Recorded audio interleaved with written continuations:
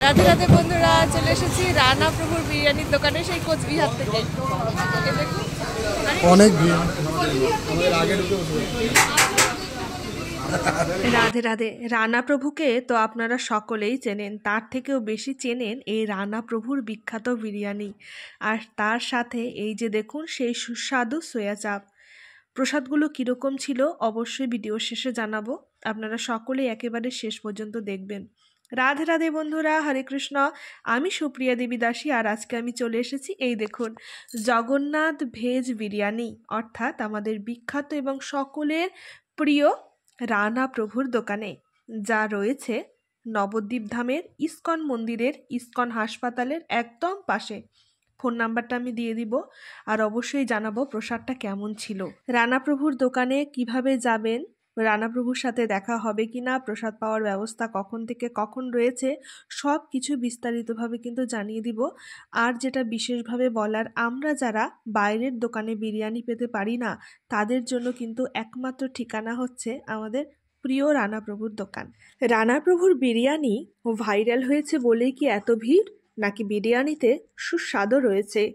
সেটা খেতে কেমন? ফোনে তো প্রভুজিকে আমরা খুব হাসি খুশি দেখি, সত্যিকারেও কি তাই? সব কিছু নিয়েই খোলামেলা আমার অভিজ্ঞতা শেয়ার করব সকলের সাথে আমাদের এই ভিডিওতে। আমরা রাস পূর্ণিমার সময় নবদ্বীপ ধামে গিয়েছিলাম, আর ব্রত সম্পূর্ণ করে ব্রতের পরের দিন চলে গিয়েছিলাম দুপুরের প্রসাদ পাওয়ার জন্য রানা প্রভুর দোকানে। তখন ঘড়িতে 2টো মতো বাজে। গিয়ে দেখলাম প্রচণ্ড পরিমাণ ভিড়, লাইনে 15 থেকে 20 জন দাঁড়ানো, কিন্তু তাদের বসার কোনো ব্যবস্থা নেই।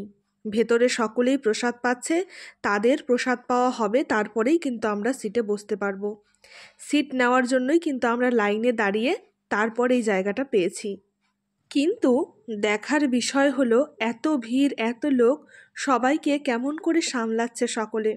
কারো সঙ্গে কেউ খারাপ ব্যবহার করছে না, সকলেই বলছে একটু অপেক্ষা করুন, প্রসাদ হয়ে গেলেই আপনারা বসবেন, কেউ হুড়োহুড়ি করবেন না। কোনো খারাপ ব্যবহার করছে না প্রভুজি কারোর সাথে, সকলকেই বলছে একটু ধৈর্য ধরুন, একটু অপেক্ষা করুন। কারণ প্রভুজির দোকানে মাত্র 3টে টেবিল ছিল। দোকানটা যেহেতু নতুনই দিয়েছেন, তার জীবনের কাহিনী আমরা অনেকেই সোশ্যাল মিডিয়া থেকে কিন্তু অবগত। প্রভুর সাথে কথা হয়েছে, তাকে আমরা প্রণাম জানিয়েছি, এবং আমাদের সাথেও এত ব্যস্ততার মাঝে হেসে কথা বলেছে। আর এটা দেখে এত ভালো লাগলো যে প্রভুজি কিন্তু নিজেও অনবরত সব সময় কাজে ব্যস্ত। এই দেখুন বস্তা থেকে চাল বের করছে, চাল ধুয়ে দিচ্ছে। এত ভিড়, এত বিক্রি হচ্ছে জন্য কিন্তু প্রভুর নিজে হাতের উপর হাত দিয়ে বসে নেই, তিনি অনবরত সকলের সাথে কাজ করেই যাচ্ছে। আমাদের বেশিক্ষণ লাইনে দাঁড়িয়ে থাকতে হয়নি, এই 15 থেকে 20 মিনিটের মতো দাঁড়িয়ে থাকার পরেই কিন্তু আমরা জায়গা পেয়ে গিয়েছিলাম বসার। তারপরে গরম গরম বিরিয়ানি আমাদের পরিবেশন করা হয়েছে, তার সাথে আমি নিয়েছিলাম সোয়া চাপ এবং সয়াবিনের একটা সবজি। বিখ্যাত ময়দার সেই গ্লুটিন সবজিটা আমি পাইনি, সেদিন শেষ হয়ে গিয়েছিল। আর শুধু বিরিয়ানি প্রসাদই নয়, এখানে কিন্তু পার্সেলেরও ব্যবস্থা রয়েছে। আপনারা যদি চান, মোবাইলে আগে থেকে ফোন করে দিবেন, আপনাদের জন্য পার্সেল তৈরি করে রাখা হবে। আর অনেকেই আছেন যারা ট্রেনে নিয়ে যাবেন, অর্থাৎ আমরা যারা বাড়ি যাব, তারা তো গরম গরম বিরিয়ানি যদি আমরা প্যাকেটিং করে নেই তাহলে রাস্তায় নষ্ট হয়ে যেতে পারে। আপনারা যদি ফোনে আগেই প্রভুকে বলে দেন আমাদের 3 প্যাকেট বিরিয়ানি লাগবে, তাহলে কিন্তু তারা বক্সের মধ্যে বিরিয়ানিটা নিয়ে সাজিয়ে তারপর ফ্রিজে রেখে ঠান্ডা করে তারপর আপনাদের দিয়ে দেবে।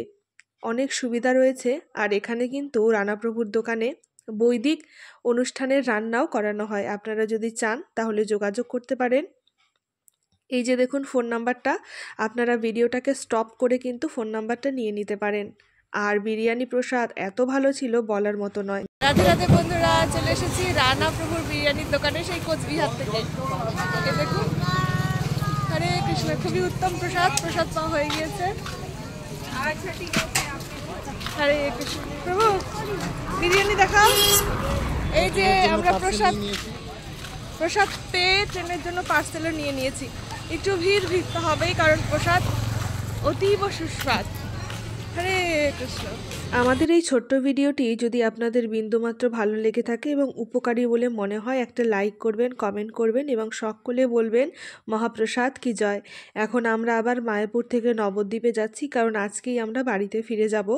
আমাদের ট্রেন আছে বিকাল 5টাতে। রাধে রাধে, হরে কৃষ্ণ। সকলে ভালো থাকবেন, সুস্থ থাকবেন এবং সকলেই রানাপ্রভুর দোকানে কিন্তু অবশ্যই আসবেন, কারণ বিরিয়ানির স্বাদ এখনও আমার মুখে লেগে আছে। আমি যতবারই যাব নবদ্বীপে ততবারই কিন্তু এই প্রসাদ পাবো। জয় জয় শ্রী রাধে শ্যাম, হরি বল।